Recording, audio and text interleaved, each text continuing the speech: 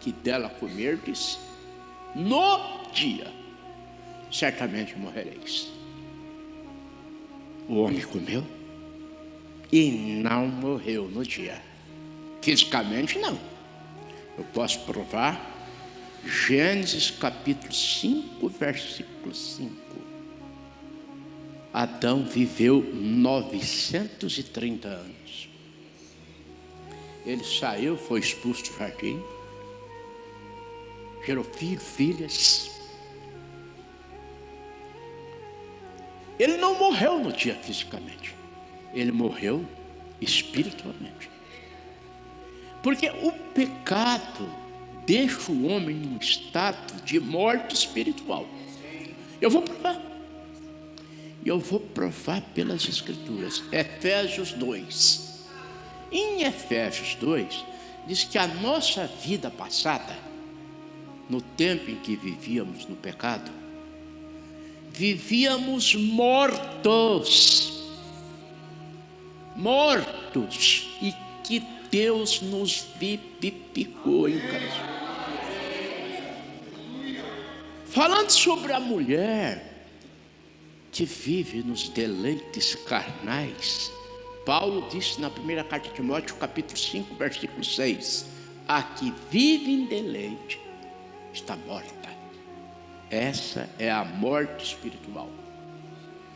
Para a morte física existe a ressurreição. Para a morte espiritual existe o arrependimento, o perdão. Essas duas mortes são reversíveis. Se morrer, Ele nos ressuscita. Aleluia.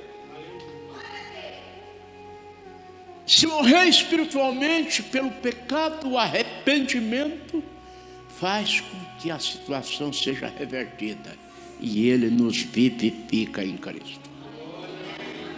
Agora a terceira morte é a morte eterna. Após a morte, lá em Apocalipse 20, é uma morte escatológica. O homem será lançado no lago de fogo. E essa morte é irreversível. Não tem como. Vocês estão captando a linha do Espírito? Bem, querida igreja, e eu disse que como há o salvo e o perdido, eu tenho que entrar aqui agora no estado intermediário do salvo e do perdido, entre a morte e a ressurreição. O Senhor Jesus, os teólogos se divergem. Há aqueles que dizem que a história de Lázaro, do rico Lázaro, que não é uma parábola, que lá é uma história real.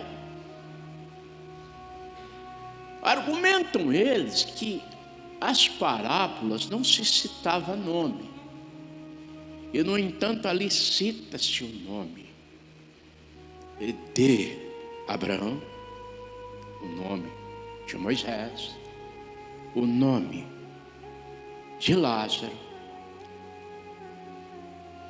Digamos que foi uma parábola, digamos. Mesmo sendo uma parábola, Jesus jamais falaria uma parábola que não condiz com a realidade. Eu vou citar exemplos. Quando Jesus falou na parábola do rico Lázaro, ele mostrou a vida depois da morte. Ou então ele não teria feito essa parábola. Quando Jesus falou a parábola do trigo e do joio, por que existe o trigo? Porque existe o joio. Quando ele falou a parábola da mulher da dracma perdida, é porque existia a moeda da dracma. Quando Jesus falou a parábola das 100 ovelhas, é porque existiam ovelhas, existia pastor. Mesmo se é uma parábola, independente de ser parábola ou não ser parábola, Jesus mostrou que a vida depois da morte. O rico morreu e foi sepultado, certamente com honraria. E ele vivia uma vida assim, regalada. Todos os dias, não era final de semana não. Não era final de semana não, uma cervejinha, um churrasquinho com amigos, uma picanha. Não era dias especiais. Todos os dias ele vivia uma vida regalada esplendidamente. Foi para o inferno por ser rico, eu diria. Ele foi para o inferno porque não soube administrar a riqueza. Riqueza não faz o homem se perder, como pobreza não salva o homem. Quem salva é Cristo. Acerca da riqueza, é bem verdade que o homem rico, a probabilidade dele ser um materialista é bem maior, porque ele põe o coração naquilo. No entanto, há uma advertência no livro dos Salmos, capítulo 62, versículo 10. Se as vossas riquezas aumentam, não ponhais nelas o coração. Abraão era um homem rico. Jó era um homem rico. Salomão era um homem rico. O problema não é o dinheiro. O dinheiro no bolso não é o problema é o dinheiro no coração. Eu já ouvi pregadores pregar, não, porque o dinheiro é a raiz de todo mal. Só que ele engole as palavras, o amor ao dinheiro.